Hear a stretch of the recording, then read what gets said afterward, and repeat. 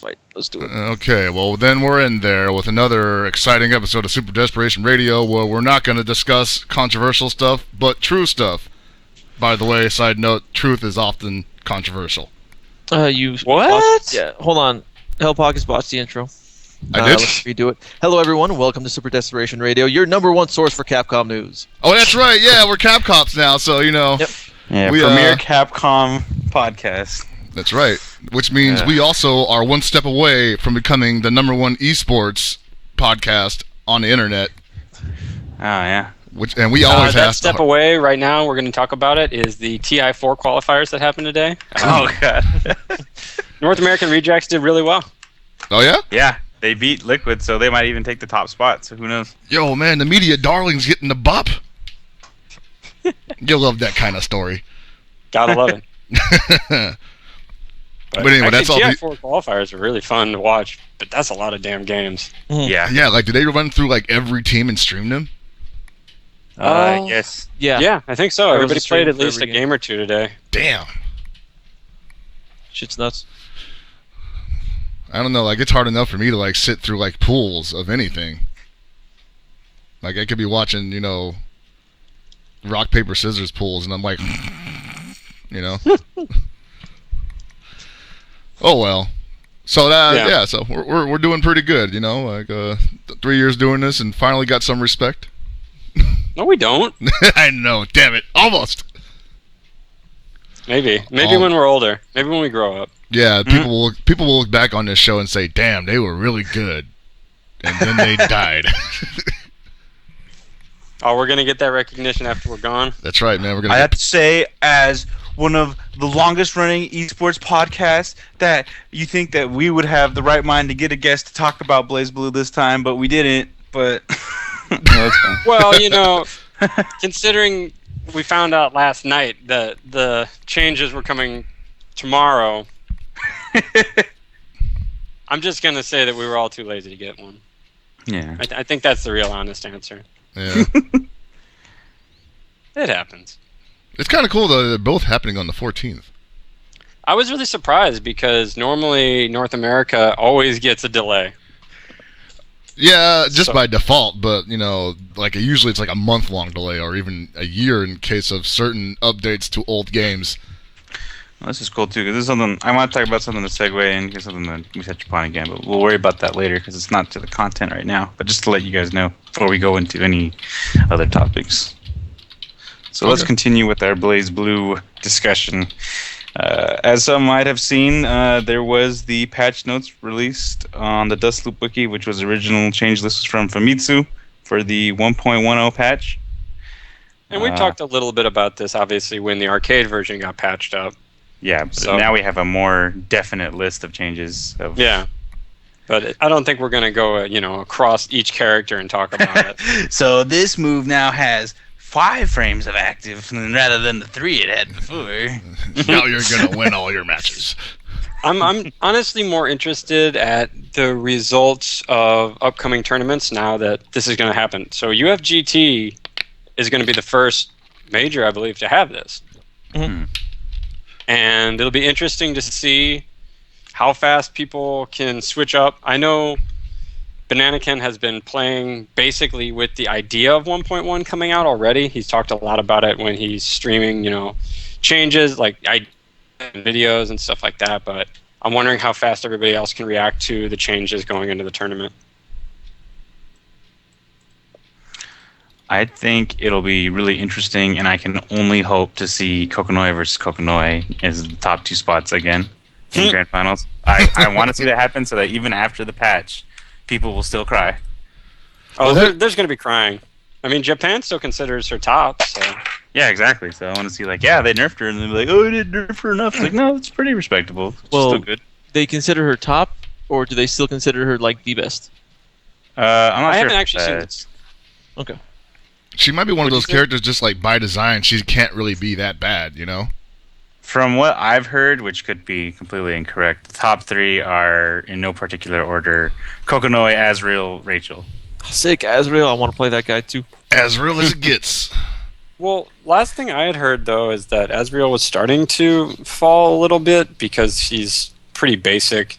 He's just really strong because he got buffs pretty much only. But I heard he was good before in the original one. Yeah. So he was strong. He wasn't top, but yeah.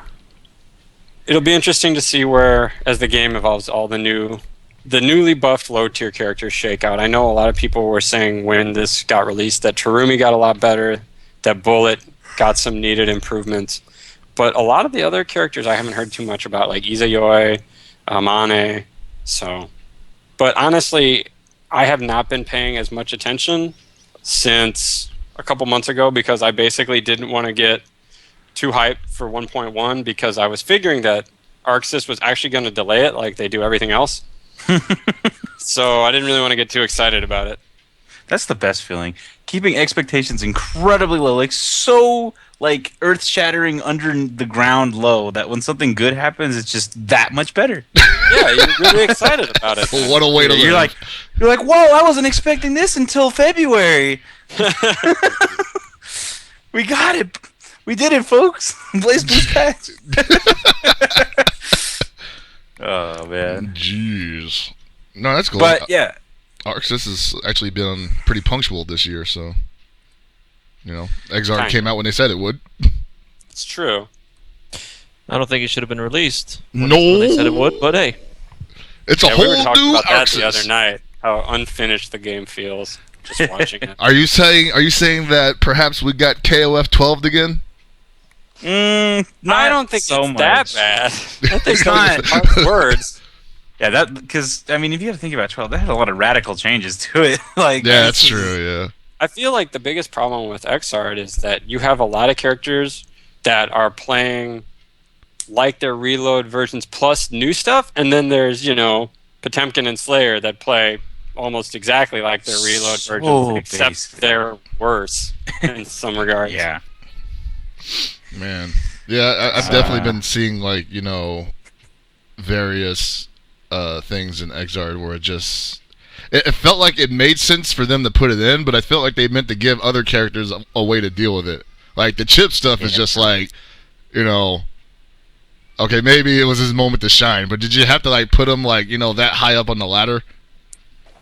Or Well, any what's hit funny is he still didn't do that well at the pre-arc Revo stuff. Yeah, that's crazy, right? I couldn't believe it. It is actually. He has the easiest fucking combos that do the stupidest damage, and he barely takes any damage now. And people were still losing with him. And weirdly enough, it was mostly who was the most used characters there? Fuck. I had a Probably chart on Faust. I actually didn't see that many Fausts at pre-arc. I don't want to say A lot of Kais, a lot of Souls. I think it was a lot of Slayers. There's was a lot one of Kais Kai. would make sense in the States because Kai is huge here in the States. Well, Yeah, Kai would make sense everywhere right now because they just freaking turned him into a Swiss Army knife. Yeah, and I don't understand why. I mean, Potemkin is legitimately worse than he was in Reload. Right. He has no overhead anymore.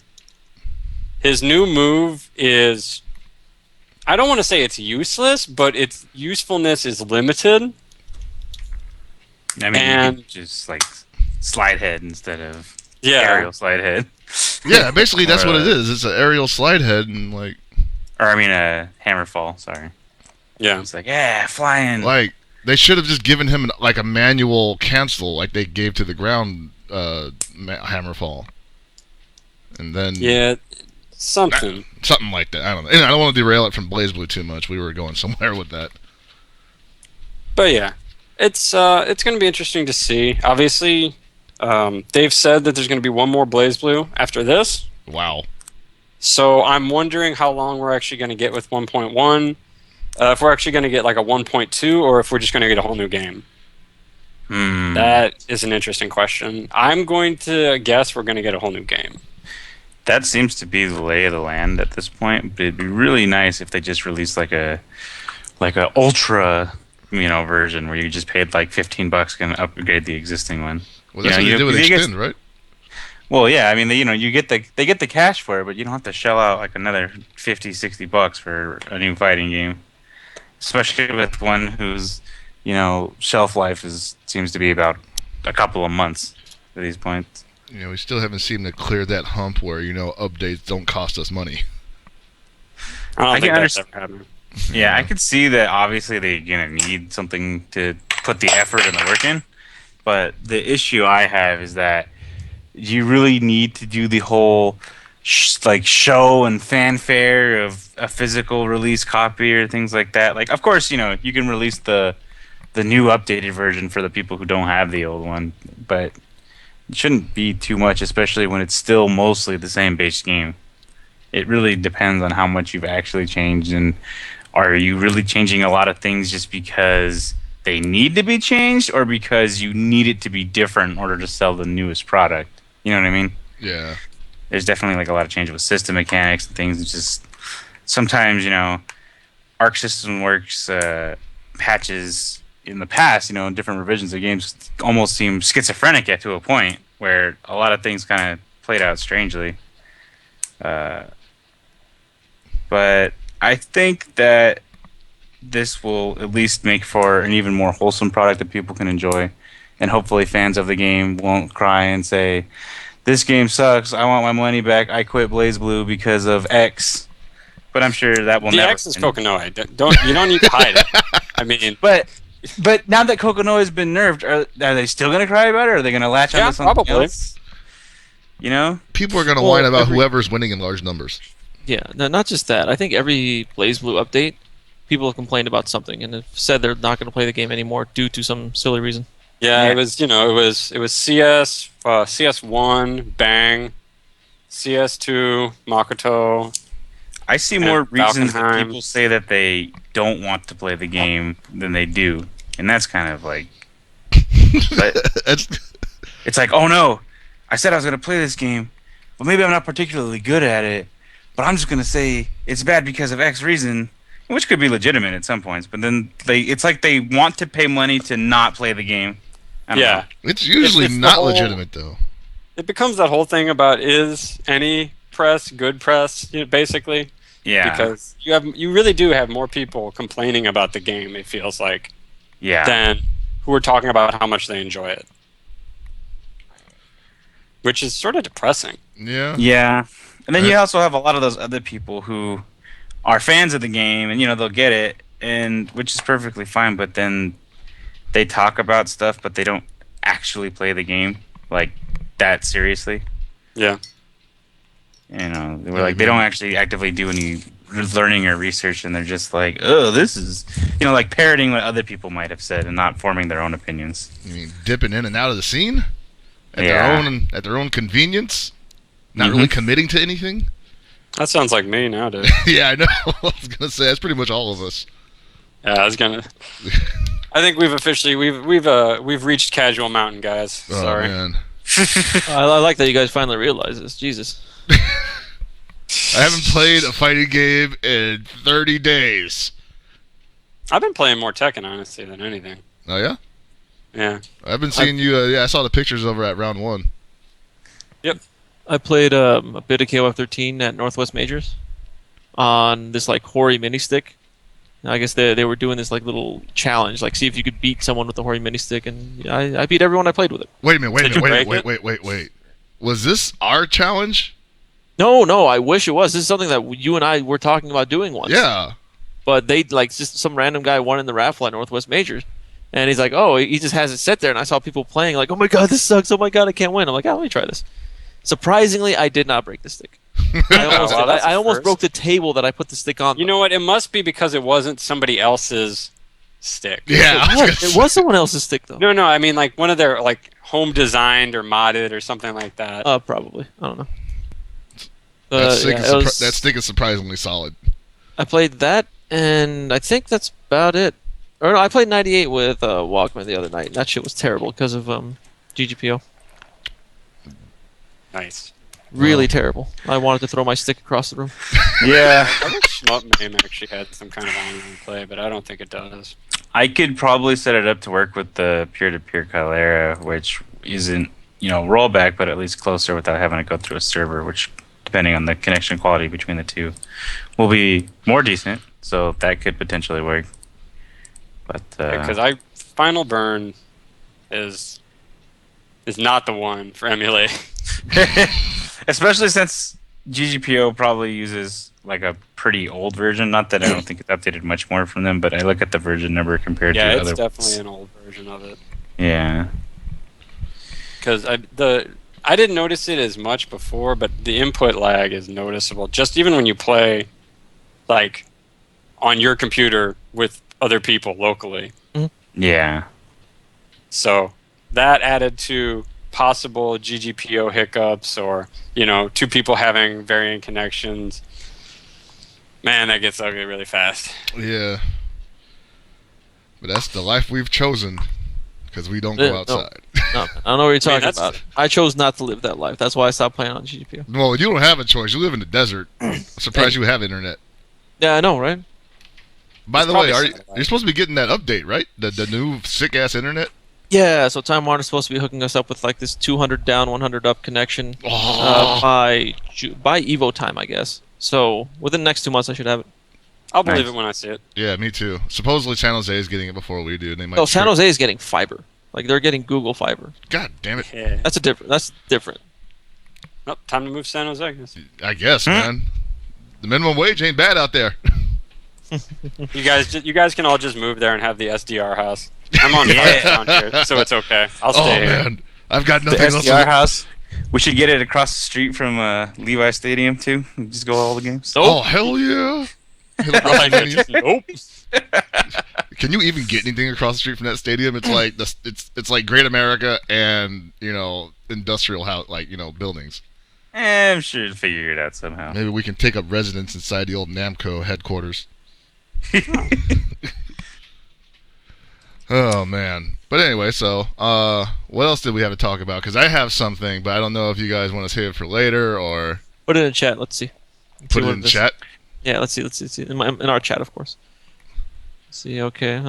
I see. I like that, huh? Yeah. Interesting. Very, very. I'm actually doing it. I'm actually I doing say, it. yeah, just go for it. Just go Might as for it. well. Yeah, Okay. why not? So, as you know, I have been one of the largest backers for Hyper Dragon Ball Z, the fan-made game done by a couple of dudes who like to make sprites and whatnot. And there was a little bit of an issue that occurred a couple weeks ago where I suppose, one of the guys, basically, I'll just come out and say, one of the guys, the sprite developer, actually has a donation page for his sprites, which I'm not sure is related to the game or if it's unrelated. But there was a little bit of an issue with money being given to the game, which it shouldn't have ever been given. But I'll get into that later. And it ended up blowing up because the American voice for Goku actually came onto the fan page and said, "I don't remember recording these voices for you guys, and you're asking for money."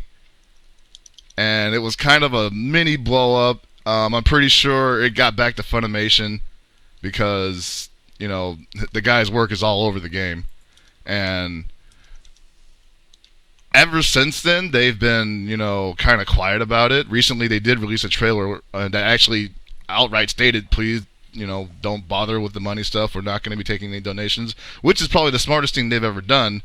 But in response to that, I've just been seeing people going like, no, I want to give you money. Where's your Kickstarter? You need to start a Kickstarter. How come, Funimation, Toei, Namco, Bandai isn't giving you the IP for this and whatnot? And it really made me think because,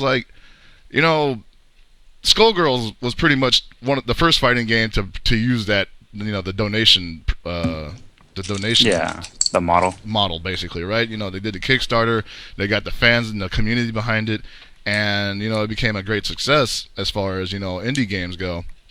Mm-hmm. But it seems like from that and other incidents like that, just somewhat, I guess, I don't want to say it's a culture, but it's probably a trend where people just expect that indie games are, asking for money. Mm. I've been seeing people just say like, "Hey, where's your Kickstarter page?" Like just expecting it to be available already. What's funny to me about that is, given the situation that these guys are designing in, obviously this is a licensed product using actors and all this. you would think people on the internet would be smart enough to know that they can't legally ask people for money. Right. Well, they can't legally ask people for money for directly funding this project, but Yeah. he can set up a donation page for himself. Say like, oh, just Yeah. for me to make just random shit, whatever, Right, 'cause and he those are can his funnel all that sprites. money into this I game. think that he might get caught on that. I think he might get caught on that too because I mean it's already out there now, and it's not that they're differentiating what exactly is being donated to. They're obviously people wanting to donate to the completion of the game, which is more or less just a hobby for the people who are developing it, and they just love the series and they love making fighting game sprites and whatnot, and so this is just a labor of love for them. And I mean, at the same time, like it got to the point where they literally had to say, like, hey, stop asking to donate to us because this is a bad look. Yeah. People are starting to, question our motives here. And so I Yeah. guess my main message here is like I'm really hyped for Hyper Dragon Ball Z to continue being developed as long as they enjoy doing it. But please stop offering them money, at least in public. Oh, okay. So here's the issue I have with it: is that I wonder where exactly the legal lines are. Of like, hey, if you like what I do, donate to me. That seems acceptable. Yeah. They're not doing it directly in part with this. That just happens to be a project they're working on. But there are people who have done this for a while. Whether it's legal or not, I'm not entirely sure of all that. I suppose maybe we'd have to talk to an expert in the field at some point. It's already been talked about with that MLP game. Uh-huh. So it's not legal to accept money and use it for a project, for this DBZ project. But what if the guy just took the money and used it to live? Thanks for buying me a burger. I Like, honestly damn, all right. actually think that him even creating the game is actionable by Funimation, It is. by the actors and actresses. Mm. They're not going after these people or person, I'm not sure how small the team is, because there is no money to be gotten. Now, if Yeah. this person is getting money to live off, they could easily go after him because Mhm. that's copyright law. Mhm. You can't use it because it's not a parody. Even if it's in no basically way a licensed related. product without a license. Yeah. But even if the donations are no way related to the game, but to the individual, Yeah. Right. because what the individual is doing is not necessarily legal by any means, whether money is involved or not. Well, they could make the argument that nobody would even know who this guy is unless he was, advertising this ill-gotten product that he was about to come out with, Yeah. Yeah, I think that's the real crux of the problem here is that the only reason people care about this game is that because it's DBZ. Right. Exactly. If this was an original IP with the same mechanics, nobody would give a shit. No. Yeah. Well, that's not fair. Some people would, but it would be harder to find them, and No. it would be harder to get other people on board. Just say what you want to say. The only person who would give a shit is Nerd Josh. Okay. That's it. He's one not else the would. only one. There are Yeah. plenty of people out there who played Akatsuki and all those other Big Bang Beat games. Those That games is all have true. players. Yeah, it would have some kind of a following, but it wouldn't be what it is right now. Like people are going nuts for the game, and it is like you said, just because DBZ. Yeah. Yeah, they could It's- care less that it's actually, at how it plays, It just looks cool. Yeah. And Now, another thing I wanted to touch on, though, is the fact that obviously this is a very talented individual who has put time and effort into this. Why don't they just absorb this man and give him an actual project, like this being a proof of concept for him to actually work for, I'm assuming Because the corporate world Bandai. doesn't work like that. Well, it depends on the situation. It generally works this way with certain things, like how say hackers and Yeah. people who make viruses, they get bought up by like say the NSA, they get bought up by Microsoft, Apple, and so on. But in the video game industry, it doesn't work that way. Yeah. In companies this are industry, very- they kill you or they take your idea, one or the other. Yeah. And by companies kill you, are I don't mean very literally. adverse to change in the gaming industry. Like Mhm. for new developers, like creative people to get into the industry is often an arduous process to say the least. Mhm. And for a big company like Namco Bandai to actually move on one guy or one small team is basically unheard of. Yeah, I mean, I suppose that's fair, but I mean, it's not like it would even just be this one person. You'd be this person doing work and then maybe giving him a small development team and a small sum of money to try and make a wholesome product that could definitely profit. But No, I completely agree. I think it would be smart if big companies basically created their own indies, where basically it's like, hey, we're going to allow you to use this license. Here's a little bit of money. Go make a game. Right, and you they were going to could do it for anyway. hella cheap and maybe make a profit on it, but that doesn't happen in the major companies. It just doesn't. Well, it doesn't happen because one thing you said if these companies were smart. And we've learned over the past few years that the majority of these companies are not smart. Just look at the direction the majority of these gaming companies have taken. Like, they claim to be working with the people in most cases, but they're not really working with the people. They just give us the illusion that they're working with us. They come to our events, they talk to us, they have their premieres at our events, they have like demos, betas, all this stuff at our events. And how often is it that they actually listen to the people? Very seldomly, honestly. It almost feels like, I don't know. Yeah, I would like to hear people that they could find to have a lot of decent input, which is, I still think, pretty difficult to find, obviously. But there's definitely a different business model that they could do, or something else that would greatly benefit them and the community. Something where if they were to legitimately listen to them, but I feel like this just completely untapped. Yeah, like nobody seems to really try to work with the community as much as they like to, say on to believe. Except, maybe what's it called? Capcom with the Legends 3, where they're like, yeah, make the stuff, guys, and you didn't make the game for us, so we're canceling it. And the screwed up thing with that is that, like, 6 months prior to it being canceled, someone went online and said, "Oh, the game's going to be canceled this date." Wow. Boom. Yeah. Yeah, I mean, this is becoming a little bit more possible. PC gaming, obviously, you have a lot of stuff like Steam, where small developers are being allowed to use ideas, but we still haven't seen a lot of rights transfers to where, it still has to be a brand new IP or stuff like that. You're not seeing a lot of companies be like, hey, use our ideas for your game and we'll like profit share it. It doesn't happen. You know what the only company that kind of does that is right now is Nintendo. Because they have a lot of different intellectual properties and they're trying to touch upon it, but they're also trying to hand it off a lot to third parties to see what they can do. And of course, they have their close friends like Sega and Namco like working on things. But, it seems interesting how they're trying to just kind of give more things to newer developers or smaller ones under, the umbrella of Nintendo and see what they can do with it. So that way maybe they can put out some more quality titles and, do what they want. So I really think that it's definitely untapped. It just feels like, I don't know, developers think that they're know-it-alls and sometimes, I guess. Yeah. I mean, that's a pretty good way to put it. It's also something about, like, whose job is it to make these games? Like, I guess developers or, like, developing companies don't want to feel like that they are taking money out of somebody else's, mouth by hiring somebody else to, basically develop this new IP. And then all of a sudden people are just like, oh, great, we don't need these guys anymore because they weren't doing shit anyway. Mm-hmm. Yeah.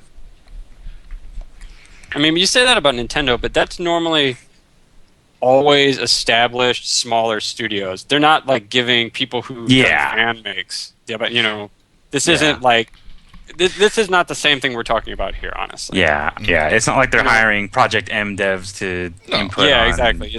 Retro studios versus like the Hyper DBZ guys. That's a big difference, and especially like people brought up the old Capcom Zelda games. Obviously, Capcom, another AAA studio. Like that's, But I mean, it's a start, and hopefully with the boom of independent developers, especially since I was thinking this was hilarious earlier today, that the new and powerful, almighty next generation consoles, the PS4 and Xbox One, really trying to get the indie market on their devices as well. And it's like, that's because they don't have any games to play. I know, but I think it's funny how it's like, you gotta get this new one. It's super expensive. It's like 1,000 times more powerful. So play this thing that you can play on a Pentium 4 and 1 gigabyte of RAM. Get this new updated version of Castle Crashers.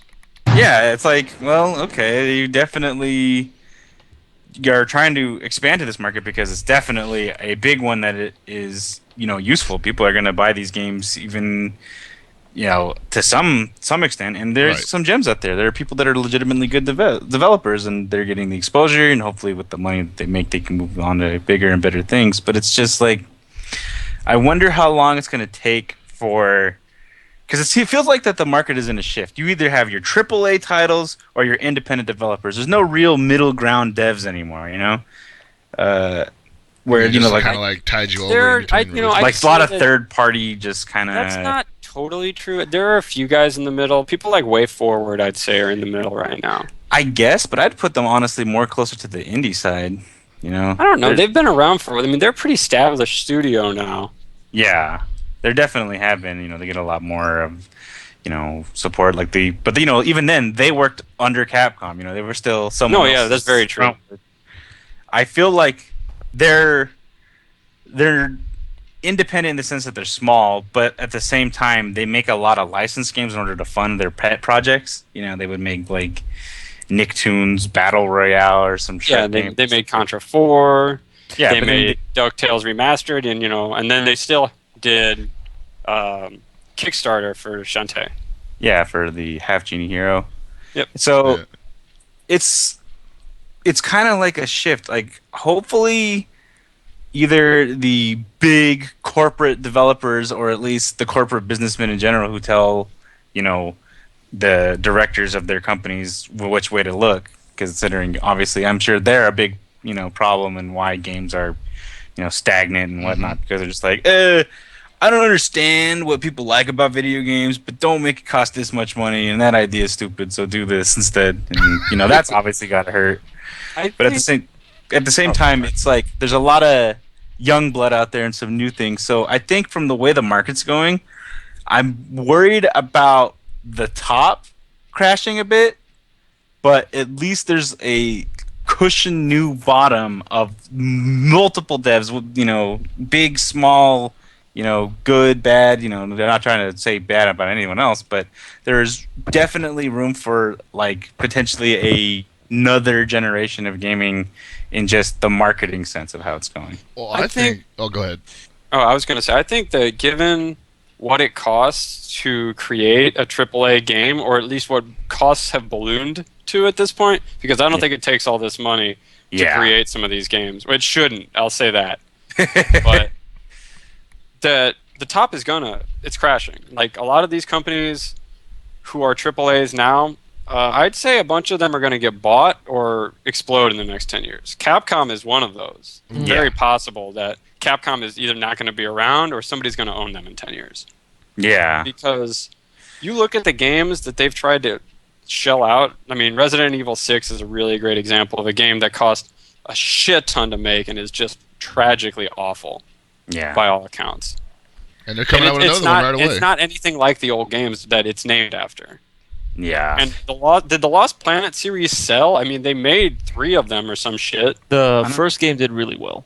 I don't know about everything after that. From what I remember, the second game just kind of flew under the radar. Like, Gears of War had already announced a sequel. Halo was still pretty big, and Lost Planet was kind of like that. Yeah, that game was cool too, but a lot of people just like ignored it more or less. I thought it was still pretty cool. And then they came out with a spin-off game for it where they tried to capture the anime market. And I think that given that reality, that a lot of these AAA devs, if they want to stay around, they need to be looking more to the indie market to try to get these small studios that are on Kickstarter and be like, hey, we'll give you X amount of money. Like, basically say, we'll pay you the Kickstarter to make this game that you wanted to make because it could make us money. It could. I mean, think about another company that did that, for Dive Kick. They had a Kickstarter and everything, and then Iron Galaxy's like, you know what? We're going to try our luck with this. We're going to buy it. But Iron Galaxy is by no means a large corporation. That's what I mean. Iron Galaxy was pretty much nowhere, too. Yeah. No, true. They're small. They're really small. And now, they're getting Killer Instinct, which is a huge thing for them, actually. Yeah, because that's Microsoft. That's first party. That's a huge property to basically what was in indie dev. Obviously, Iron Galaxy is not new to this. They did a bunch of the remakes for Capcom, But they're going to be doing all original content for Killer Instinct going forward. I'd say that's a pretty big change shift, at least for America. But that's America too. Yeah. Mm-hmm. I mean, that Microsoft, American company, Iron Galaxy, American company. I think it's going to be a lot slower to see Japan transition to something like that. Yeah, but then like even in Japan, like Capcom alone, Inafune left and created Concept. And then, you have Inti Creates making their new Gunvolt, which essentially just looks like a spiritual successor to Mega Man Zero. Mm-hmm. So you have these great devs who are just like, you know what? We're just going to back off and go kind of do our own thing at this point because, we don't like, Big Brother breathing down our neck of this large company. And, obviously, while Capcom is going to have some pull, it's definitely going to be something that people look into and be like, huh? The people that kind of know their research, or at least know of what games have been made, the directors and producers seem to just hold a lot of pull as well. And if you have a company like let's just say we had the United States of America, and Congress was a joke. I mean, it is, but you know what I'm trying to say. Wow. The point is that it's like, oh, dude, that's one of those great nations, one of the most powerful nations in the world and stuff, but this guy left to go make his own sovereign nation kind of based on the same ideals, but it sounds way better. You know what I mean? No, I agree, yeah. It's a startup nation, but, it sounds pretty cool. They want for the freedoms of everyone, no discrimination. That sounds really great. You know what's really sort of depressing is that historically, the main company that has actually taken a hands-off approach to a lot of games that are even under its umbrella is Nintendo, honestly. Right. We talk about Inafune leaving Capcom because he didn't see the creativity being afforded to him anymore to do what he wanted to. But Nintendo's never been gun-shy about giving a big game to a small company. Obviously, the Nintendo still has the oversight, but who thought a first-person Metroid game was going to work? Yeah, wasn't that even... I didn't. Yeah, but those games are Prime great. kicked ass. Yeah. That game was amazing, and that was a big gamble because that could have been a big failure. Yeah. Yeah, Metroid Prime was going to most likely kill the series if it didn't succeed. Yeah. Just because, we're moving to 3D, we got to make this right. How are we going to make this right? And what was it? Retro Studios, I believe, made it? Yeah, Retro Studios in Texas. Yeah, they did a great job with it. And through that, didn't Nintendo decide to absorb Retro into their company after the it was games? a couple more games, I think. Yeah, after but a I couple. think they are absorbed in now. Yeah, I think they're a second-party development company now. It was really funny, too, because I think for Mario Kart 7 it was, the Japanese development team was behind on things, and they didn't know what to do. And then Retro was like, well, if you need some help, we can help you guys out. And they apparently made all the retro tracks, all the old, 64, Super Nintendo, GameCube tracks for them to help them get it out on time. So, I mean, this is, cross-country, cross-oceans, devs working together, and all under the same, umbrella. And you used to never see that at all, one side was clearly just the developer and the other side was QA. Yeah, I mean, very rarely do you see this. I mean, you remember the Street Fighter 2 article that was just about the developers, how different it was in Capcom Japan and Capcom of America? Yeah. Mm-hmm. And how, they had to try really hard to tell them what people wanted and responded to. But it came out to make a wholesome product that people enjoy. Well, what's funny is that, obviously, Nintendo's done this before. Rare, of course, was the big first company where Nintendo could trust Rare to create new things or to use their old properties and just go, go do what you want. We're still going to be watching you. But when they were under the Nintendo umbrella, there was rarely, pun intended, I guess, a bad game. They made so many good games, and Retro is doing that now. And what's funny is that the few times that Nintendo has collaborated with big name studios, it hasn't really worked out that well. Other M with Project Ninja was bad. The Star Fox games that Namco Bandai worked on were pretty bad too. Yeah. The one glaring example, the one glaring negative I can see onto that, not negative, but exception is Sega working on F-Zero. Oh, that was a great. That was perfect. GX was And now that series is never coming back. Well, it's 'cause- the reason why I hear is like, it would just be the same game again, practically. And I'm it like, probably cool. would be.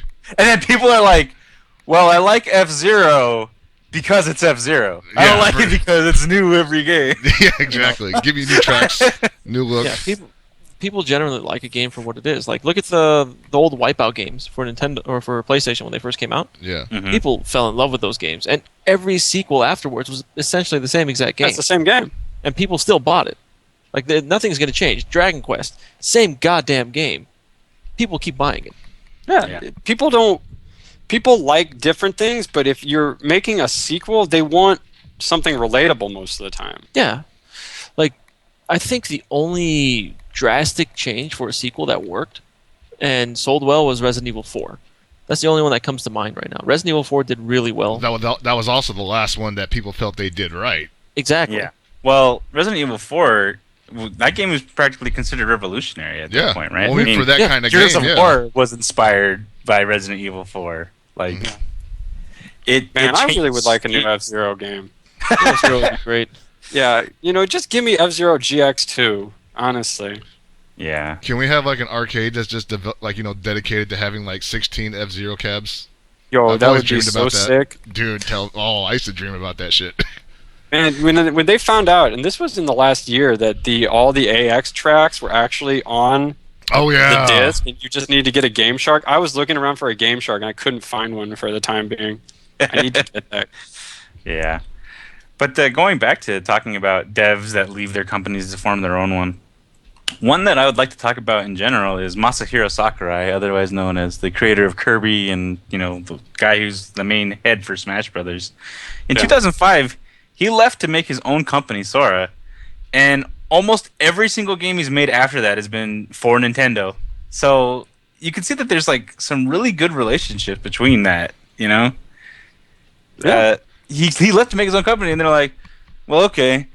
By the way, you want to make the new Smash Brothers and Kid Icarus and whatnot? And look, Kid Icarus has been a dead franchise. The last What game was came it, out on the 20? Game Boy.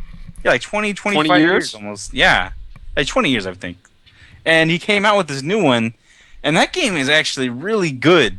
Like, it's new, it's completely different from the original, but it has a story, it has characters, it has good multiplayer, it has variety in weapons, customization. It's crazy, Yeah. So that's like things that they're really trying to do is to grasp onto maybe these old IPs and things that people haven't seen forever. Like, oh, let's make a new Mach Rider game or something, and give it to some other Wow. random company. That would be really weird, but sure, why not? Like, hey, I mean, I enjoyed Excite Truck when that came out. Launched. I really did. I'm not even gonna lie. The game is shallow as fuck, but damn, it was fun. Another game that was good that Nintendo passed on to another developer was the Mario Kart arcade game. the Oh GP. yeah. Oh yeah. That's I an want to say 99% of Mario Kart fans never knew existed or even played.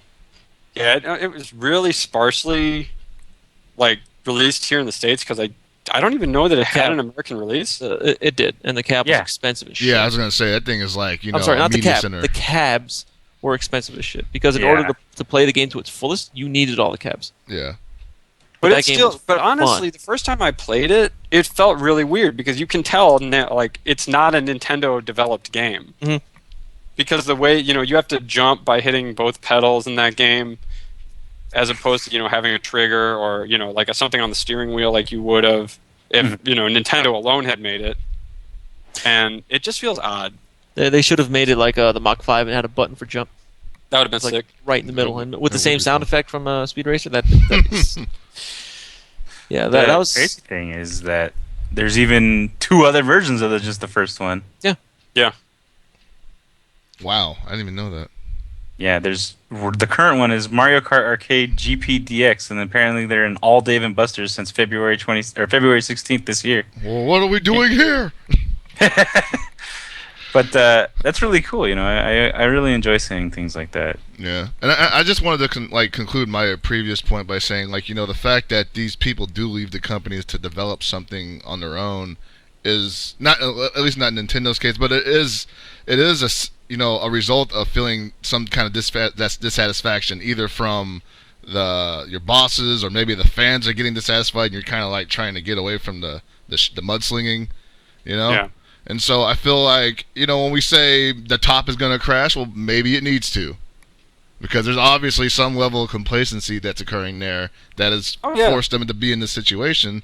And the indie people they're hungry. They're always going to be hungry because they're like, you know, they're pretty much down where the top will be if it continues on this path. So yeah, and not to editorialize politics too much here, but I mean that's the way a market economy is supposed to work. Although modern times that doesn't really hold a lot of water. Well, you can grease the wheels of resurrection. Nah, dude.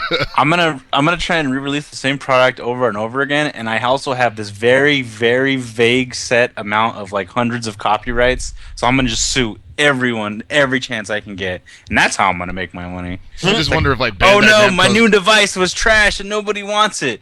Luckily, this other guy's making a similar one, and I'm gonna sue the pants off him. Wait a minute. They made a device that's the same shape as mine? I'm going to sue the shit out of them. What do you mean rectangles can't be copyrighted? Oh man. But going back to the original point, while necessarily that this guy might not be the best person to grab for these things, I think that fanworks definitely have a place in the gaming system. And I really think that devs, rather than just going C&D, should maybe like talk to someone at some point, and maybe see who they are and what they're about, and if they think that they're a decent business partner, give some couple of people a chance. Well, at this point, he should be talking to them. Like. Well, yeah. I guess at this point because of the way they act, but you can't just talk to every Tom, Dick, and Harry that comes in and be like, I want to make DBZ. Look at my RPG Maker game. Yeah, but I got a million hits on my YouTube. That's at least 1 million sales. That's worth looking at. Well, that's not necessarily true, but yes, it has a lot of press. You can make the argument that is. Yeah. No, it does have a ton of press, and to hear that an official game's coming out and something that people are really excited for, and this just kind of being a proof of concept, I think people would eat it up. Oh, yeah, totally. And now I want to get to something that I was thinking about, because I like to think about this almost every single time. America? Well, other than that. Oh. America. As the premier Capcom podcast out there. Damn, okay. How do you guys feel about Arcade Edition, or not Arcade Edition, Ultra being at EVO, and Japan having way more time with it than America like usual? Or anywhere else? Do you think that's going to sway the top 32 positions to any extent? Or do you think people can really hammer out most of the details within a month?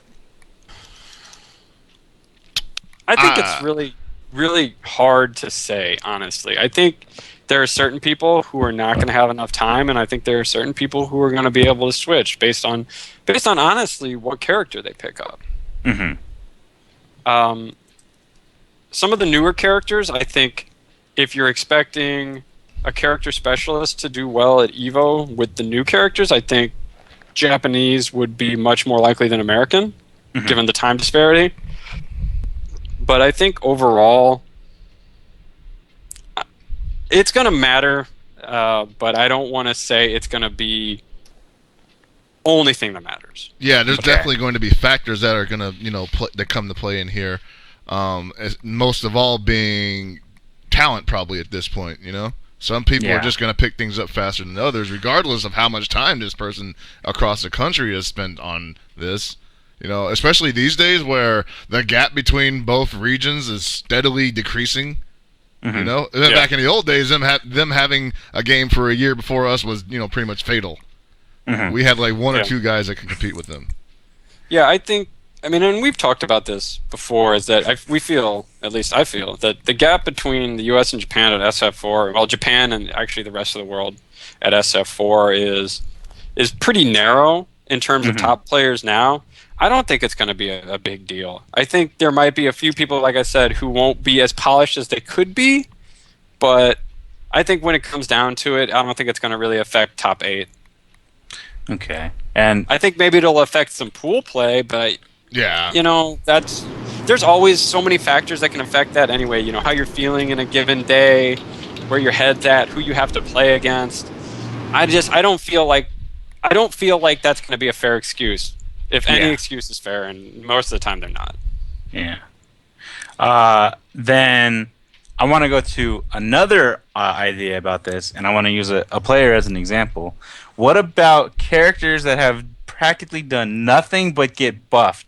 And even though someone hasn't been playing it, and the person I want to use is Filipino Man, do you think with the way Rose is now, he's going to do way better than he would have previously? Not saying that he's bad, but do you think that could be the difference between top 16 and top 8 with how his character has evolved?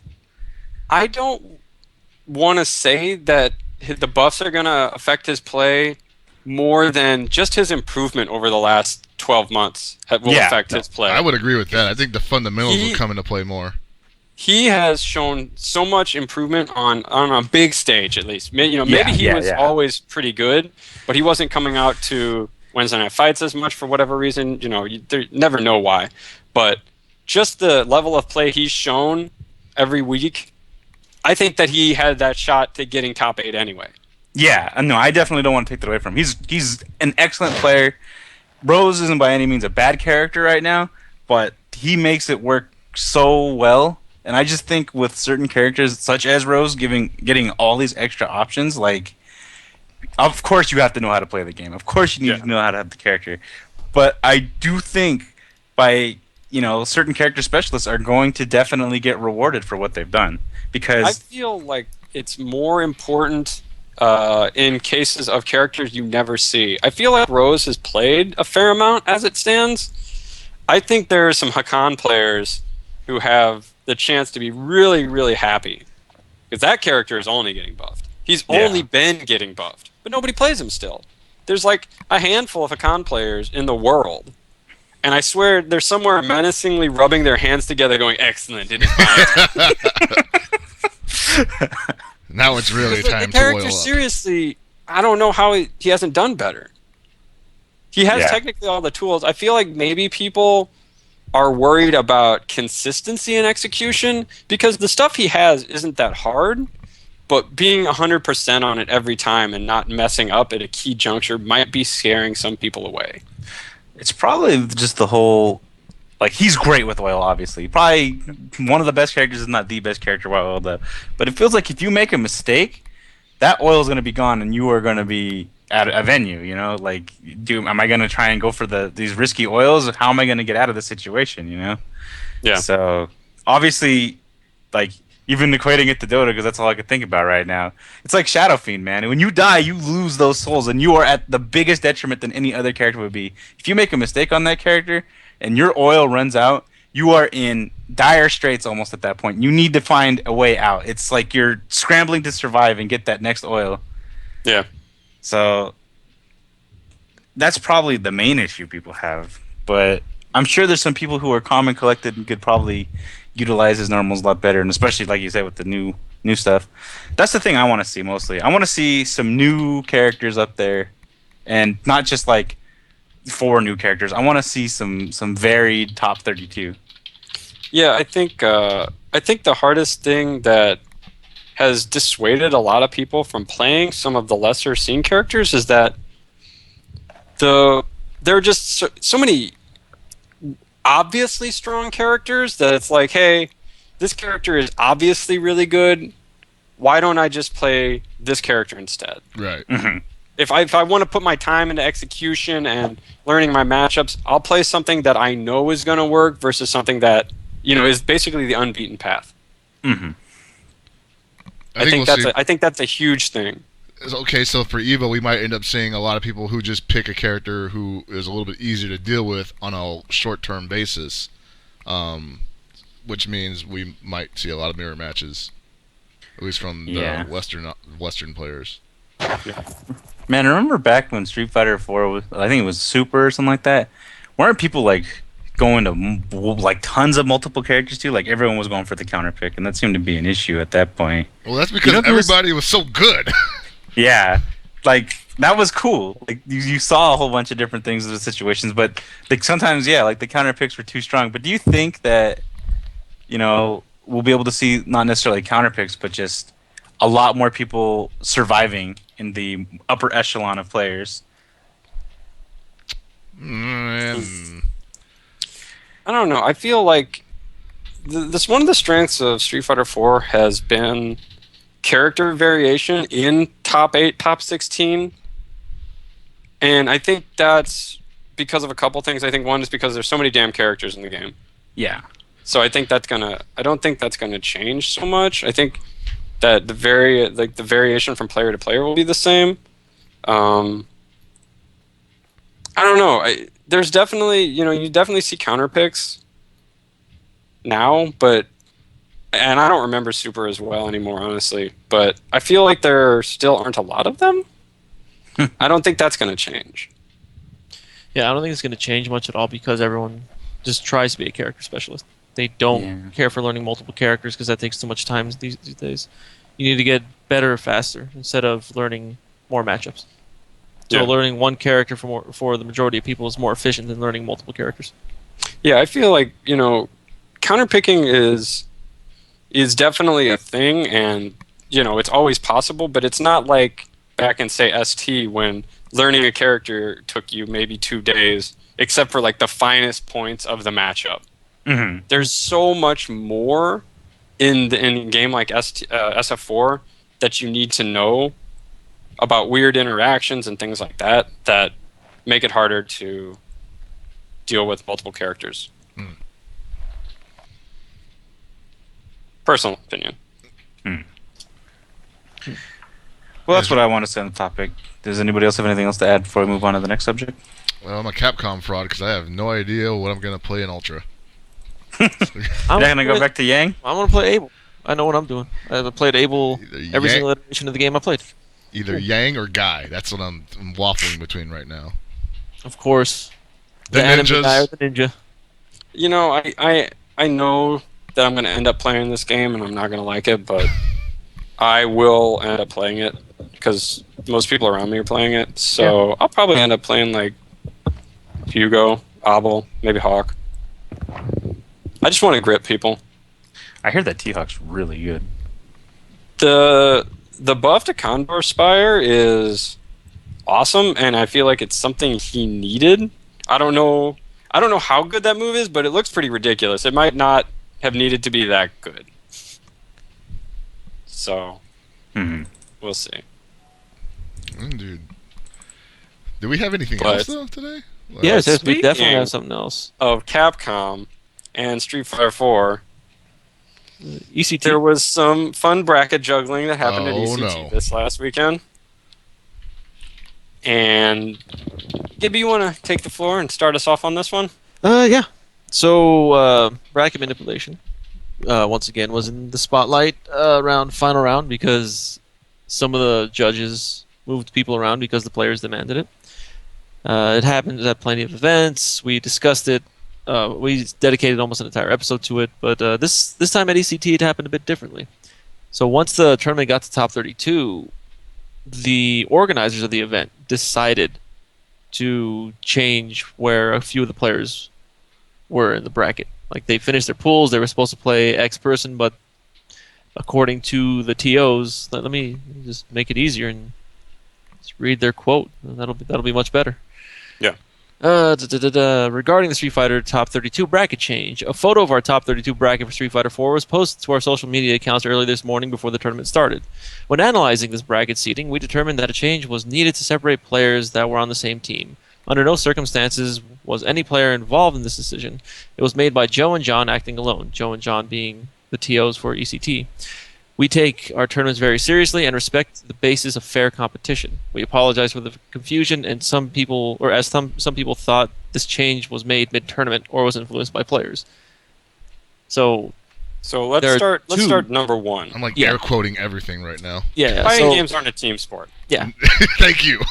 Like, they're not. It's 1 versus 1. I don't care.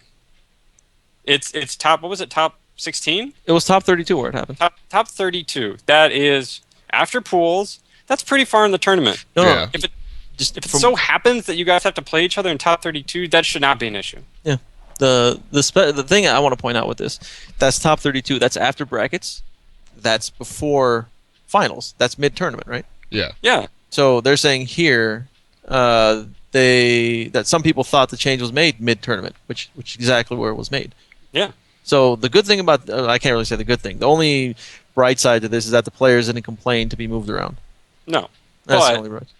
it should be noted that one of the directors of this tournament, L.I. Joe, is friends with Justin. That's true.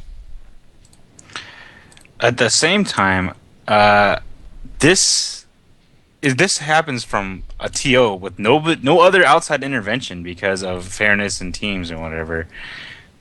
This should not and cannot be the standard. Just No. if a TO is doing this, what's stopping anybody else from doing it? That's what I'm saying. What's the point of even having a bracket? Yeah. There's no reason to. It's like, hey, You know might what? as well just have an exhibition where You should play musical chairs or pull straws and then lots and be like, all right, this is who you play. Oh wait, you know that guy? Here's a different one. Here's an extra. Here's a longer straw. Like, here's your golden straw, Mr. Wong. No, that shit pisses me off because like there's always like an excuse that's like really vague where they say in interest of fairness, this unfair shit happened. You know? Yeah, right. Because fairness is, you really want fairness is randomly seeded bracket. That gives everybody equal chance of having to play anyone else. That's just how it works. And the idea that the fact that we seed is supposed to actually decrease the random chance of two people who would have to play in top 8 or even in winners finals from having to play first round. Yeah. Because that creates what some people consider a less fun to watch environment. But it's still more fair, quote unquote. Right, it is more fair. It's the epitome of fair because once you've set something out to sail, you can't reel it back in to put a new engine on it, right? You know, you're kind of stuck out there until it reaches its destination. It doesn't. That's the way it should work. And I mean, I don't know. I just don't know what to say anymore, man. Like the last time this happened, it was just some straight bullshit. We already knew what was happening. People were just trying to cover up for their own shady dealings behind the scenes, and that was that. And in this case, they're trying to trick us into thinking that this would have been bad for us if this had went down the way it originally had been intended to. And the thing that really pisses me off is that this wasn't just any tournament. With the addition of the Capcom Cup, moniker to these events, you're kind of fucking with other people's money now. Right, yeah. And it definitely puts a different amount of weight on it. This isn't just one tournament anymore. Yeah. It's multiple tournaments, or it's the chance of somebody else possibly making it in. Now you're fucking with, like you said, somebody else's money. And you don't do someone that. else's money, someone else's brand, someone else's product. And Well, I was just talking about like the possibility of the point shift could make it so that somebody else doesn't get in the Capcom Cup. oh yeah, that too. I was looking at it. When they do. Yeah, I was also looking at it from Capcom's perspective too. Oh yeah. Well, I don't expect Capcom to enjoy it either, but at the same time, I don't think they exactly have their eye on that. Like this is the first year they've tried that, so I think the last thing they're looking at is if TOs are running fair brackets. Because they have to trust them to do that. Otherwise, they should just run their own tournaments. Here's the thing. I mean, the TO came out and said they're running a fair bracket, fair competition. So I don't. What then? That's all they need to tell Capcom. They felt it was the fair decision to make, and Capcom would have to make a judgment call from there. And hopefully the people in Capcom understand the situation, and make Maybe. Well, the thing is, I don't know Joe. I don't know John. I assume that in the past they're stand-up dudes because they keep running these tournaments that people keep showing up to. Yeah, we're not here to demonize them. Well, yeah. Here's my thing. I don't care if they're stand-up guys. I don't know either of them personally. I wouldn't mind getting to meet them, getting to know them, whatever. This particular incident here a bad is decision. bullshit. Simple as that. It doesn't matter what kind of people they are. Any kind of bearing on as them as people. It's a poor decision that reflects badly on the tournament. It's not like we hate the guys. What the point is that this was the wrong choice to make in this situation, and it sours. Well, we were talking about this over the weekend when the rumors started coming out about it. I said it's getting really hard to care about these type of things because nobody else seems to. That's yeah. I mean, we've been talking about pot splitting, bracket floating. I mean, these have existed in the scene since its very beginning. And although you'll hear about it for 5 minutes after the tournament, it goes away. Like it stopped happening. And then the next big tournament it happens at, people get mad again. And it's like, all right, are we going to do anything about this or not? Because if we're not, I don't care anymore. I don't play Street Fighter 4. That's y'all's problem then. Yeah. Don't come to KOF with that shit. We'll kick you out. Looking here, too, at the pretty much the closest thing we have to guidelines in tournaments, the Evolution tournament format. It says right here, in the double elimination format, the bracket solely determines who plays whom at what time, all the way down to the final match to determine the winner. This is a sacred property. Once the bracket has been set, it is entirely up to the skill of the players to determine the victor.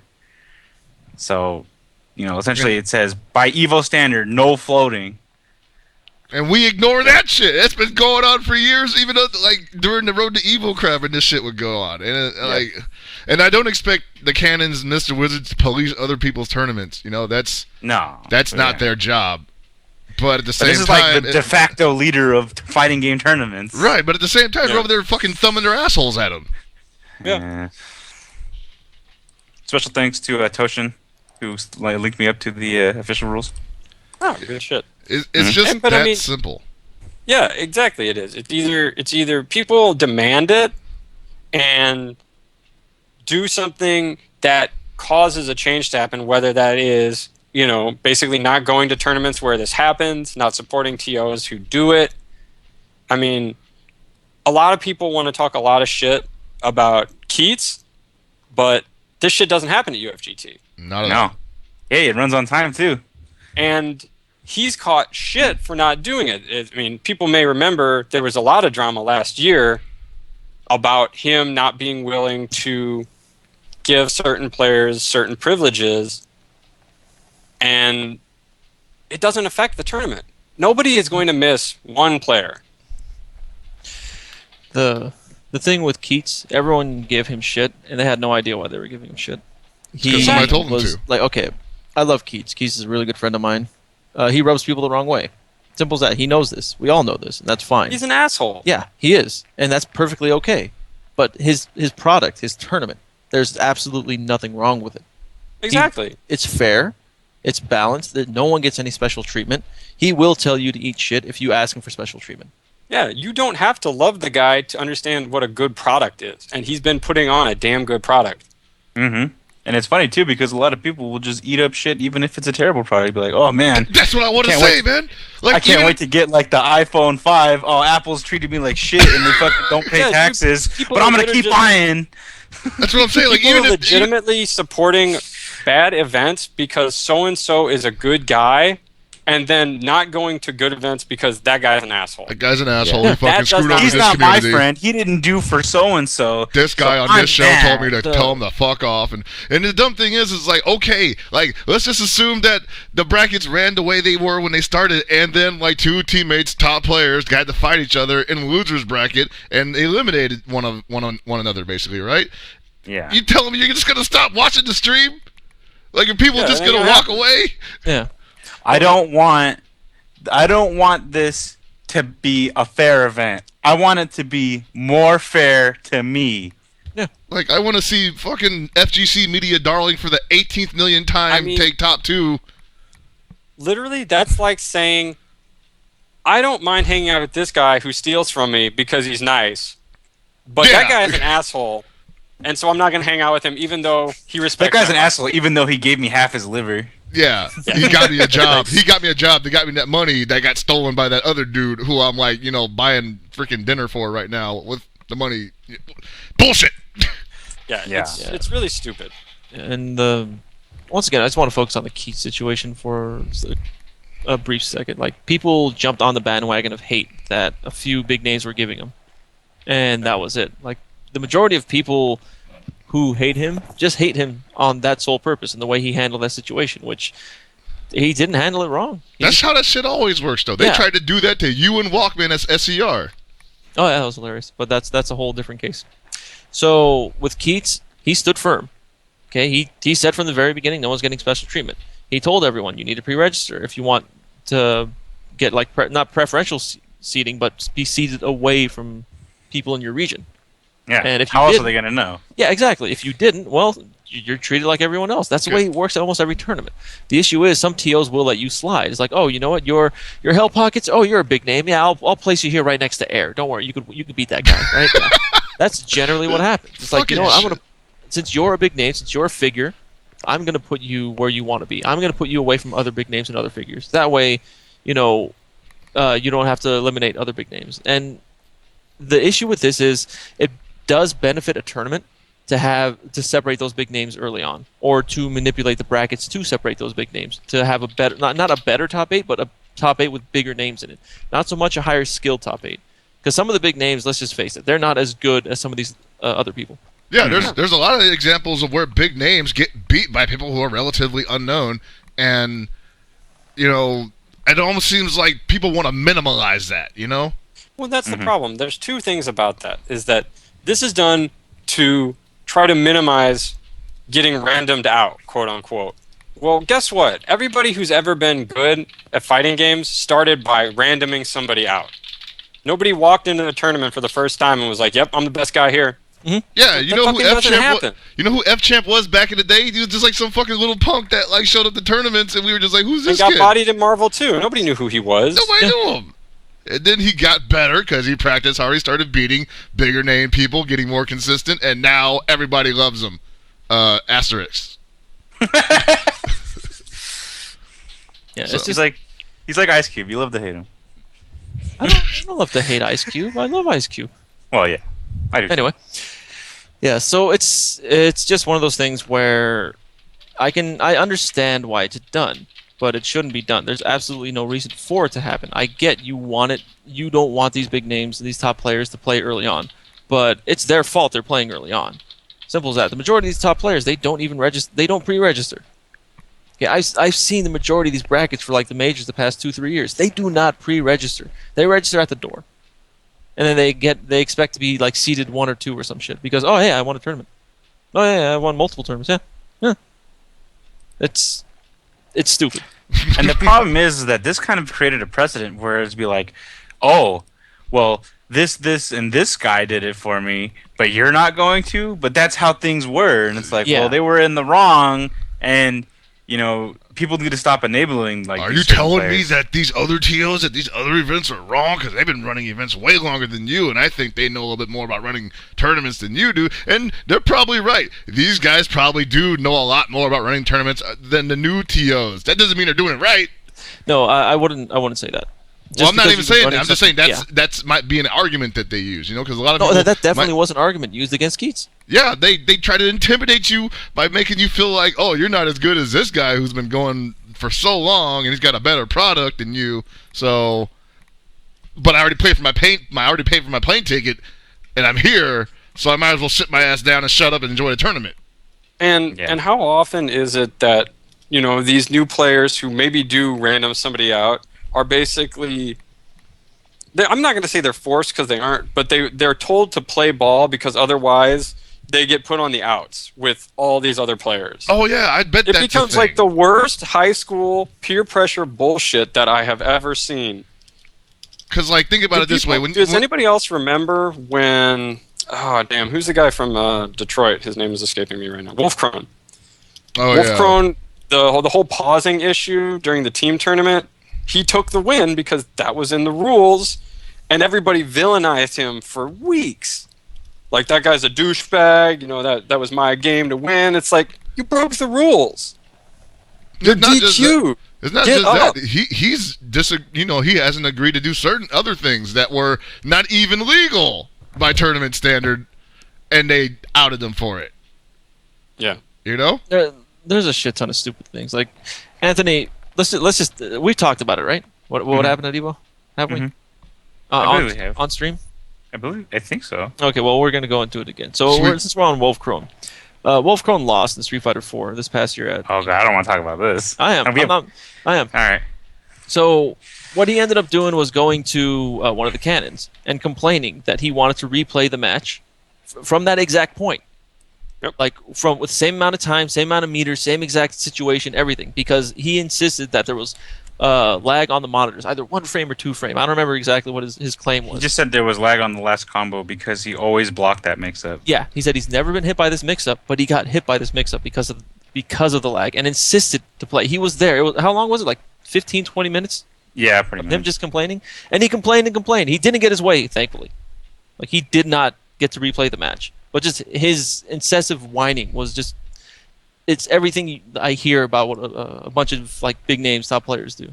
Yeah, like- and of course, these two events are, almost 2 years apart, probably? Yeah. I believe From so. when Wolfkrone was little-known player to when he was somebody who'd been winning tournaments. I mean, I don't know what Amazing happens. how your priorities change, isn't it? I don't know how it happens, but I know that once you do reach a certain status, you do start getting approached and being around other people, and then that sort of hive mind that exists within that group, it kind of bleeds out onto you. Like I hope it doesn't happen to other new guys who've recently gotten sponsored, and Oh no, it's happening. People Yeah. just feel fucking entitled, like they're owed something for being good at a fucking fighting game. Like, Yeah. no, At the same you time, deserve to get shoved into a locker like a fucking nerd. How about that? there was a study that was done just in general of people's well-being, and they were playing Monopoly, and it was a rigged game. It was an intentionally rigged game, and the player who was winning kept talking about their success was because of, I made this good play, or I did this right, I made these great rolls. And the more they were winning, the more status they had, the richer they got, the less they empathized with anyone else, and they didn't care about people under like certain money brackets and things like that. The bigger their wealth got, the bigger their heads got, the less they cared about anyone else. And I mean, the same is kind of true in fighting games. Like, people know my name. They can't get it out of their mouth. I'm a recognized face. I am better than everyone else here, It's like, I am in now the, I got my smoking club jacket and the members only shit, and I'm chilling out. It's all fucking digital. And, yeah. When in reality, you're nobody but a guy who pushes the buttons better and kind of knows a little bit more. When it boils down to it, you're still a human being and you're not better than anyone else. And when another one of you pops up, then you and everybody else that brought you in that circle will be all over him, trying to pull him in with you guys. You know? That's how it works. Game Fucking recognized silly. game. So, Yeah. If you ever run a tournament, don't be a piece of shit. Don't move people around in the brackets. Run a fair, solid tournament. Once again, people give Keith shit, but he runs a solid event. And sadly, this is the last year he's going to be running this event because people are jackasses. yep. I don't That blame and, him in the slightest. My mentality whenever running brackets is that if you got to play your buddy or your training partner, I really hope you were the one winning those sets because good luck. I hope you got money for gas. Shit. You better collude with your buddy once you're knocked out, because Yeah, you better seriously. get half your Side bet on your tournament buddy, from that. I mean, I'll be honest. Like, I didn't really know about this shit up until we had gotten to this level of competition. Because back in the old days, when you're just in an arcade tournament, you're just like, what the fuck ever, right? You're playing your buddy or some other guy you might have met or a complete stranger. It's a fucking mix. And that's how it always was. And then it got to the point where people were just like, hey, we can just not do that. The thing is that the rules I read for you were posted on April 15th, 2013. And it was rules that have been stated and revised since 2011. Floating isn't new. Floating isn't anything. It's been established throughout this. It's a whole time. fucking tradition. Floating Yeah. might as well be a tradition of the fucking fighting game community. Well, there should just be certain aspects where you just don't touch it. Like top 32, that's pretty diluted. No, but you know what I mean? The evil rules have just stated for years now. Even since like 09er rules, don't do this. This is a bad look. It makes you look like trash. People will say that there's a bias. People will say, because you did this, you screwed over these people, even though they probably didn't have a chance whether they had to play or not. You know? There's way more factors into it. So by doing nothing at all, people will complain about you for that. But as a whole, you're not doing a shady thing. You're not, going into so much pressure to get anyone an advantage. You say, that's how the dice were rolled. That's how the law of the land is. It's just, this is how it is. Yeah. You saw the bracket. The bracket is what's going to be. You got to play your buddy? I'm sorry. You could try, rather than, play him if you really don't want to play him that much, don't play. Just leave. Yeah, Go just away. forfeit. Give him You the can, match. you can forfeit. That's still legal. Yeah. Sammy makes a really good point in chat. He's like, I wouldn't mind bracket floating so much if these tournaments all explicitly had in their rules bracket floating may occur for the benefit of the tournament. Yeah. But even then, I personally feel that rule would be stupid to have in writing. Oh, of course I it don't would. think- It'd be ridiculous. But it's already there, not in writing. Yeah, I know. But just having it in writing is just saying like, so you mean to tell me at any given time I can be moved around. I can be the first seed, Yeah. but if you don't want me playing someone else, They I do can it be moved. anyway. Yeah, exactly. I know. But And more that's funny, too, how you use the word benefit and how vague it is. yeah, exactly. Exactly. And That's then, the problem. That's how subjective floating is. Like, who does it really benefit? Well, maybe it it obviously benefited the two players. Yeah. It, dubiously could benefit any other number of people. Right. How does the tournament, which does not have a life of its own, it is not an autonomous, it is not an organism. It's a thing that how does the tournament itself benefit from bracket floating? Exactly. Who knows? But you could still make an argument for it. Also, who was top 3 for Street Fighter 4? It was Ricky, Justin, right? Or Usual Ricky, suspects. it was Ricky, It was Justin, Ricky, Art. Zeus, Oh, Arturo. Ricky, Zeus. Oh, okay. Oh, yeah. So I'm looking at this, Ricky. Okay. I was seeing where they all were in the bracket right now. I'm not saying that they still didn't play their asses off, maybe Oh, no, yeah. Yeah, Look, most of the times the players will play their asses off. Even when there's pot splitting involved, the players will still, like, in most cases, the players will still play it out. Yeah, honestly, if at the end of the match, the top 2 people want to split the pot 50-50, I don't give a shit. Yeah. If they Like, put in their heart exactly. and They soul, made it there. it's about status. Yeah. It's about the win. It's about the W. Like, I have no issue with people pot splitting unless they purposely dick Yeah, around. if they want to sandbag or be like, haha, we win, we're getting this money, let's be a bunch of jackasses up here and just have a whole bunch of tomfoolery. Look at this is my 16th character, haha, it's going to be so funny, we're a bunch of dumbasses. Like, yeah, what the my fuck are you ego's doing? intact. You're ruining the integrity of the game. Because it's about the game. It's not about the money. It's about the win. It's about the game. It's about the play. I mean, If that anything, is it if damages the we ever tournament. want this to amount to anything more than random Yeah. people playing in hotel ballrooms. Yeah, and that's another issue. People, like, most of the new people don't understand how much we've grown since the old days. No, that's true. Like, we've grown exponentially. It's not a small growth. It's massive. We've, like, literally blown up. Well, our biggest tournament was in an arcade for the longest time. Yeah.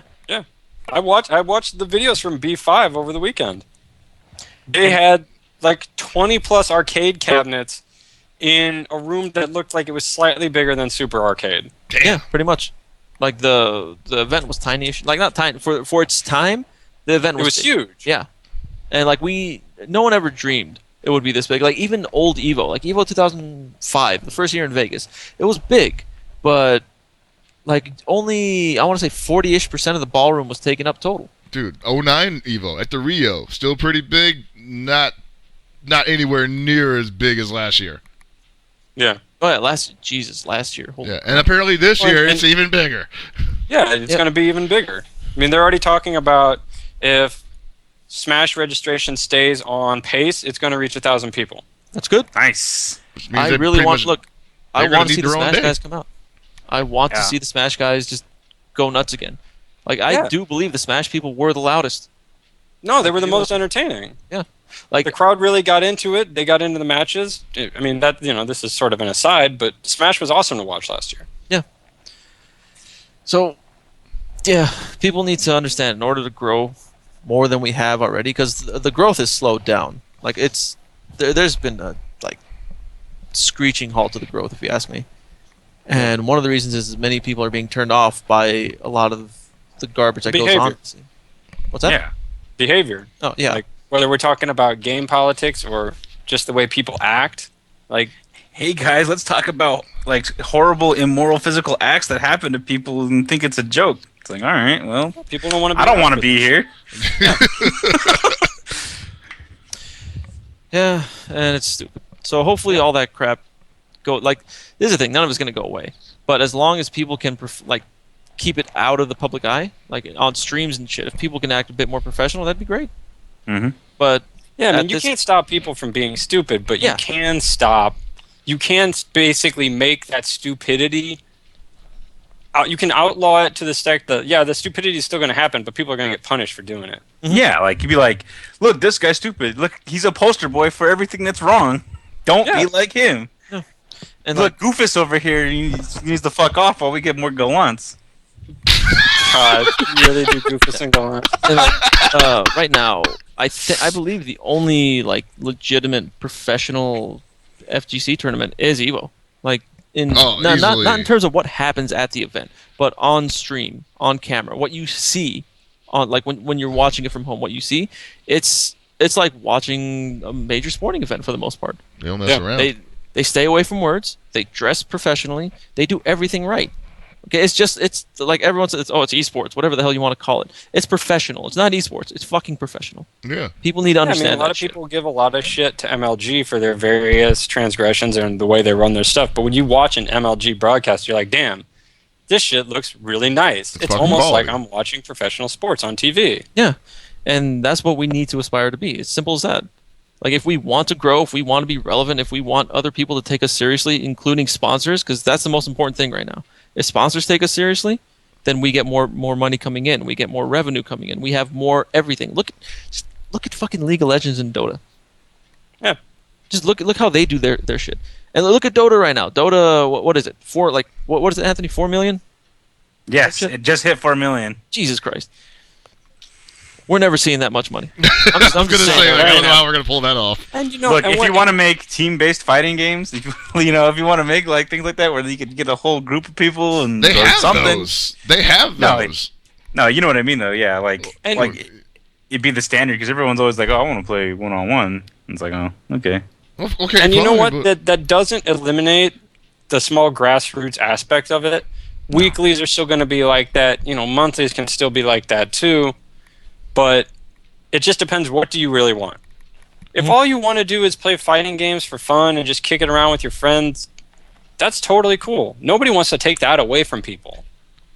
But what I want to be able to say is that the people who are putting this much time and effort into it, that they get rewarded for it more than a fucking lunch at McDonald's like 5 times a month. ridiculous. So God, I can't do this, but oh man, I just can't go a day without my Starbucks. yeah. So I think that's about everything, right, guys? That we Yeah. need to Yeah. talk about? No, Okay. that's So since before we're leaving, I'm gonna give it to Sanchez for a bit. He hasn't said anything all chat because he's in a room where there's like an actual wind tunnel in there and he's sitting inside. So that's pretty cool. Sanchez is in space. But since we are the premier Capcom podcast, I'd like to Yeah, leave he this. really is in a wind tunnel. I'd like to leave this to him. Sanchez. Yeah, dude, you know the fucking wind tunnel from Men in Black? That guy's job where he just sits there? That's me. Oh, sick. It's fucking, I've been reading a paper all day, dude. Shit's the tightest. Also, good shit to you guys for having what was easily the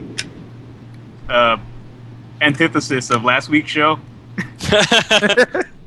Oh, we went serious mode? Yeah, I'm very proud of all of you. But since we are the premier Capcom podcast, you know, don't let the fray fool you. Or Nice. the other show. The one that sucks. I actually wanted to mention something really important to me, which is today, May 12th, is the 15th anniversary of Third Strike's release. It was released in May 12th, 1999, and it's something that's really near and dear to me. It has shaped me as a person. It has reminded me that Viscount is bad at video games. Nice. Oh, jeez. Break out the party hats. Yeah, just break out the party hats. If you have Third Strike Online, you probably do. If not, buy it. It's actually not as bad if you have a Xbox. Go enjoy yourself. Go parry something. Go fucking play J.R. Rodriguez online. Become part of his highlight reel. Or if you actually beat him, never expect that video to go up. You guys just go out, have fun, play the game. It's fun. Record it's it a good time. yourself so that Yeah. you can put it up as part of your highlight reel just on YouTube. Well, J.R. Rodriguez, who we have here? Beating JR's ass. You can make your own like call out video where you call out J.R. Rodriguez and like you're calling out Lakuma. Yeah. You just go full Rocky Rose. You think yourself some sort of Akuma god? You're not the king of the fist. You can just call him out. Just fucking, do that. Everyone right now, please, just go online, Xbox 360, find J.R. Rodriguez, make sure that he doesn't win a bunch of matches so there's just like another video uploaded. Or you know what? Fucking get double perfected and be part of his highlight reel. Just go have fun. That's all I'm asking. Go have fun. I definitely had a window open that I just closed because it was a fucking... I don't know if you guys mentioned the Under Night Wiki that's being put together. By who? Well, time to hit Control-Shift-T a bunch of times. Oh, shit. I know there's 2 of them up right now. One of them's more developed than the other, but it's still got some holes in it. Yeah, I didn't really want to say anything because this thing still seems fairly bare bones, but we'll Is this the definitely get Mizumi it. We can discuss it next week or the following Yeah. week once more developed. It's definitely a really good starting point. You guys can probably hunt it down if you want with very... I think I'm on it right now. I just saw the offense thing earlier. Yeah. That it actually lists some of the system mechanics and actually has screenshots for a lot of the character moves and some of the properties, which I think is really neat. And it's going to definitely be something we're probably going to be referencing going forward. Oh, yeah. Good stuff. So remember, the 14th, and I guess the 13th probably, considering that's tomorrow, which is Tuesday, right? BlazBlue... Yeah, it should be up tomorrow, I guess, for us. The BlazBlue You have the Chrono Japanese Pass version. coming out. Yeah. Well, I'm sure most people do Yeah. at this point. I don't So- own either. Look forward to that. Does it still sound like I'm in space? Yeah. Not as bad now, actually. I just I started can hear talking, it clear. kind of the background noise faded away. Man, I could have been saying stuff this whole time. Yeah, well. It's better that you didn't, you know? Yeah. I was just going to derail everything into a talk about how Wolf Crone would have never beaten a shark harrier. Shark Carrier is too strong. Yeah, I just want to watch- point this out. The longer we let Sanchez talk, the more it degrades the podcast this week. So, It's That's a already good point. tainted. That's a good point. You've So I already think put me we'll on end to it there and have fun in the wind tunnel. Shark harrier. Until next week, guys, don't be a shit ass. And for everybody here at Super Desperation Radio. Hold on. I'm sorry. What's I up? forgot. Breakers Revenge tournament this Friday, everyone. Oh, right. It'll be GGPO. sometime in the afternoon tonight. I'm thinking, like, what? You want to do, like, 6 p.m.? Is that good? Yeah, between 5 and 6 p.m. Pacific time. Sick. Yeah. So Cool. if everyone could join, that'd be sick. Do you need a commentator? We Feel streaming free that? Feel Yes. free to tweet me and Sick. Walkman at Lord Walkman or at Manchester. Just tweet both of us, and you'll be entered for a chance to be in the tournament. And by chance, I mean 100% chance. Ooh. You, too, can be a part of a tournament, and I It's might like a float raffle. You always win. Yep. I might even float you if you know. Ooh. For free. No, wait, we just went over this. We're not supposed to do that. Don't worry. It's What did I fun. just say? Look, I don't float people. I just DQ people. That's it. Yeah, that's how I like it. We'll float you into the DQ bracket. There we go. There you go. When I see Gibby run a bracket, it's straight up like a DQ Blizzard. Wow. Anyway, for everybody here at Super Desperation Radio, good night and good luck.